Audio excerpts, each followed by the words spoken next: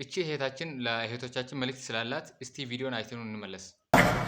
አፈሰሰ ማለት ረካ ማለት አይደለም። ቶሎ መጨረስ ያለባቸው ወንዶች ሚስቶቻቸው አንተማ ራስህን አረካ፣ በቃ አንተማ የራስህን ነገር በቃ አረካ፣ እኔ ምን አገባ ስለኔ ምናምን ብለው ብዙ ጊዜ ንግግር ይናገራሉ። አንደኛ ይሄ ንግግር ካልጋ ውጪ የሚደረግ ነው። ኢሞሽናል ሆናችሁ የምትናገሩት ነገር አይደለም። ሁለተኛ ፈልገው የሚያመጡት ነገር አይደለም። ኦኬ።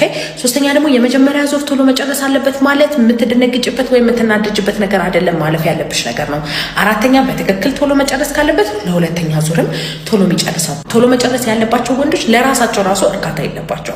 ስለዚህ አንተ ረክተህ የኔን ነገር ሳታስብ ቀረህ የሚባልበት ነገር አይደለም። እሱ ራሱ አልረካም፣ እመኝ አልረካም ማለት ነው። ስለዚህ እንደዚህ አይነት ነገር ተናግሮ አልጋ ላይ ማሸማቀቅ ሳይሆን ችግር ካለ በትክክል ከግንኙነት ውጪ በሆነ ኢንቫይሮንመንት፣ ካልም በሆነ ረጋ ባለ ኢንቫይሮንመንት መነጋገር፣ ከዛ በኋላ መታከም ካለበት ደግሞ መታከም አለበት ማለት ነው። ይህን ቪዲዮ ለሚስቶቻችሁ ላኩላቸው። እናንተ ደግሞ በስንፈተ ወሲብ መታከም ከፈለጋችሁ ባዮ ላይ ባለው ስልክ ቁጥር መልክቱ ይሄን ይመስላል ማለት ነው። እንደተማራችሁበት ያስባለሁ ማለት ነው።